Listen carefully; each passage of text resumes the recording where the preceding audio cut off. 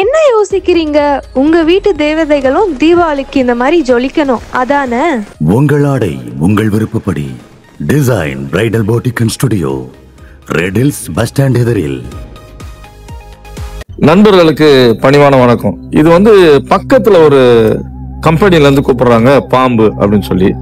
இங்க பாம்பு இல்லைன்னா தான் ஆச்சரியம். நம்ம அந்த போற பாதையை பார்த்தாலே உங்களுக்கு தெரியும்.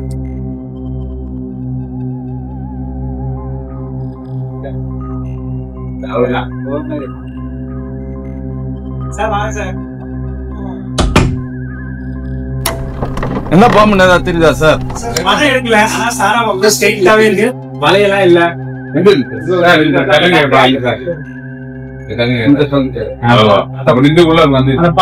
இப்போ அவங்க சொன்னது இங்க சாரை பாம்பு அப்படின்னு ஒரு யூகமா சொல்றாங்க. முழுமையா தெரியல. பாம்பு நீளமா இருக்குன்றாங்க.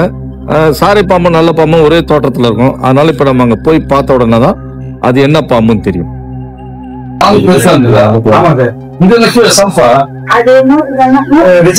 போறதுக்கு சும்மா பேருக்கு வச்சிருக்கோம். ஒன்னும் ஒரு 2 வாரம் தான் தருது.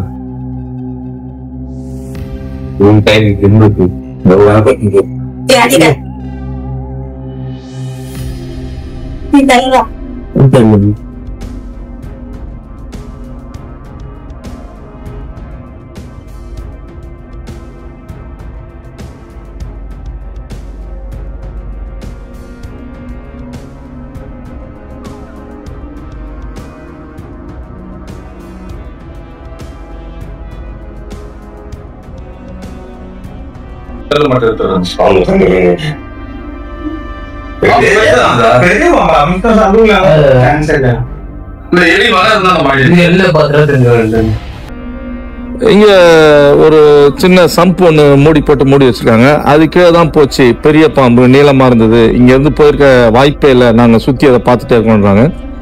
இப்போ அந்த பாம்போட தேடுதல் பணி கொஞ்சம் அதிகமாக தான் இருக்குது. ஏன்னா அங்கே நிறைய கற்கள் இருக்கு. அந்த மூடியெல்லாம் அகற்றணும். கடப்பாறை இதெல்லாம் எடுத்துட்டு வேலை செய்ய வேண்டிய ஒரு நெருக்கடி. நம்ம குழு அதுல தீவிரமா தேடும் பணியை செய்யறோம். வெளியே வராது.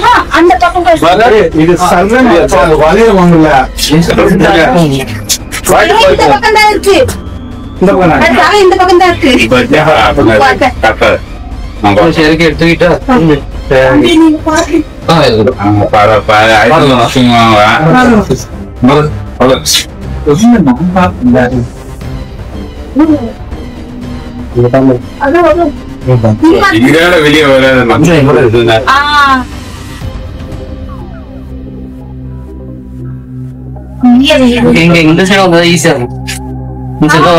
வரப்போகுது அங்க அஞ்சா வகுப்பு.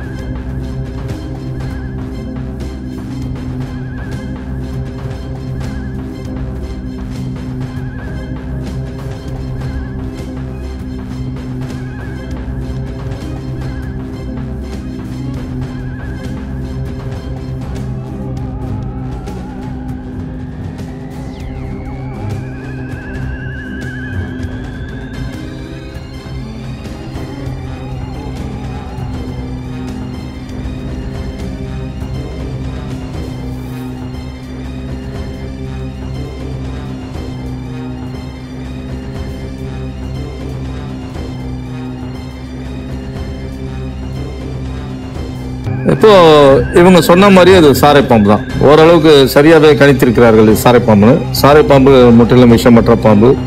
சாரை பாம்பினால் யாருக்கும் எந்த உயிருக்கும் ஆபத்து இல்லை. அது உணவாக எடுத்துக்கொள்ளும் சில உயிரினங்களை தவிர மீது யாருக்கும் அது சாரை பாம்பினால் ஆபத்து கிடையாது. முற்றிலும் விஷமற்ற பாம்பு. இந்த பாம்பு பாதுகாப்பாக மீட்கப்பட்டு பின்பு பாதுகாப்பாக விடுவிக்கப்பட்டது. நல்ல பாம்பு கூட உணவு எடுத்துட்டா பரவாயில்ல.